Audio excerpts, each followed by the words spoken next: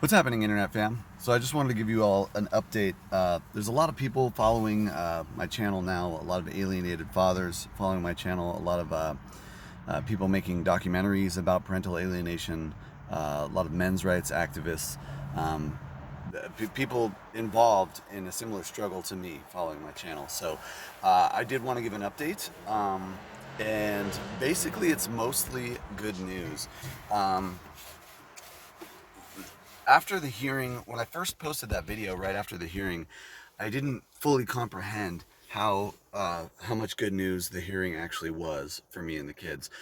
For one, um, the existing order that I'm supposed to see the kids twice a week, which would be a huge improvement to not at all for 6 months, which is where we are now. I still haven't seen the kids since March. Um, that is still in effect. I can see the kids twice a week. I still have to have a supervised visitation, which is of course ridiculous. I have no criminal record or of anything of any kind. But the problem is the custodial parent is an obsessed alienator. I didn't really understand what I was dealing with 2, 3 years ago when this all started. But I do know what an obsessed alienator is now. I know how they get that way. I know what uh, personality disorders lead to being an obsessed alienator. And I know exactly why she feels justified in her own mind abusing the children in this manner. And abusing me, of course, as well. Uh, and ultimately herself. I've told her several times on the Talking Parents app, I'm like, listen, the path that you have chosen is going to be very, very bad for you. It's going to be very, very bad for her because when the kids get a little bit older and they realize that their mom didn't let them see their dad for 3 years and that their dad isn't a heroin junkie, has no violent history of any kind, has no criminal history of any kind, they're going to be mad at her. That's what happens in these parental alienation cases. Overwhelmingly, when one of the parents keeps the kids from the other parent, and the kids get older and find out, oh, that parent wasn't in prison, wasn't in rehab, wasn't didn't really have any serious problems. The kids generally cut that parent who is doing the alienation out of their life entirely. That's very, very common. Um, and as much as, like, you might say, good, yeah, screw her or whatever, a lot of people have an emotional visceral reaction like that to that information, but it's really ultimately bad for the kids because either way they're losing a parent.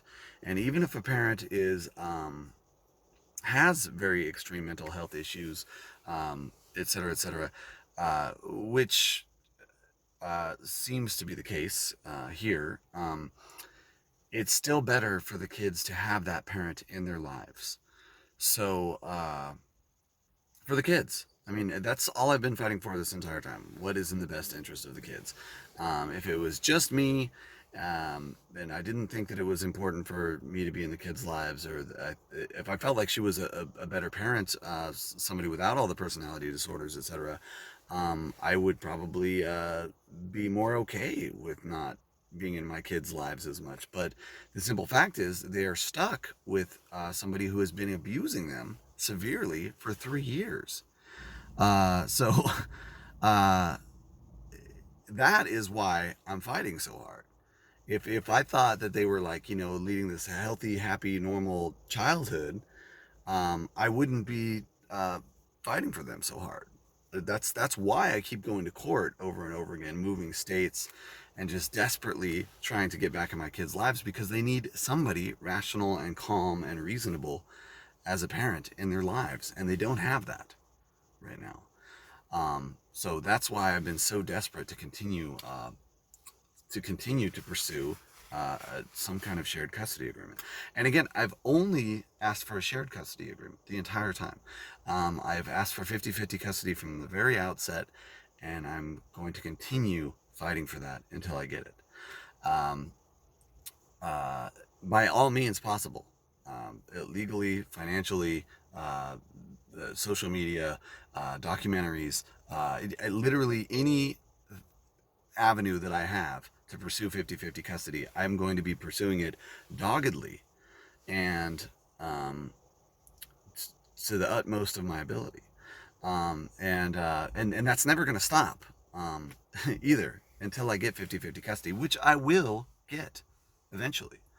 I don't know how long it's going to take, but it is going to happen. So, anyway, the hearing was actually kind of good news, because what happened in the hearing was that the judge kept the existing order, which where I'm supposed to see them twice a week. And also, she said that we could have anybody do supervised visitations. It doesn't have to be the people from the list from the court, who are very, very expensive. Some of these people are, $300 a visit, $400 a visit. Mask on. It doesn't have to be somebody like that anymore. It can now be just anybody. So as a result, I've been hiring people all over the island. I've been offering this job to, I've already offered this job to 20 or 30 people. And I said, hey, all you have to do is come watch me hang out with my kids, and maybe make a report later. That'd be an additional $20 for you to write, a one-page report. So it's really opened up what's possible for me, as far as getting to visitation with the kids. So I'm very excited about all of that. And if you live on Oahu and you are interested in watching me hang out with my kids and making $20 an hour, please message me right away.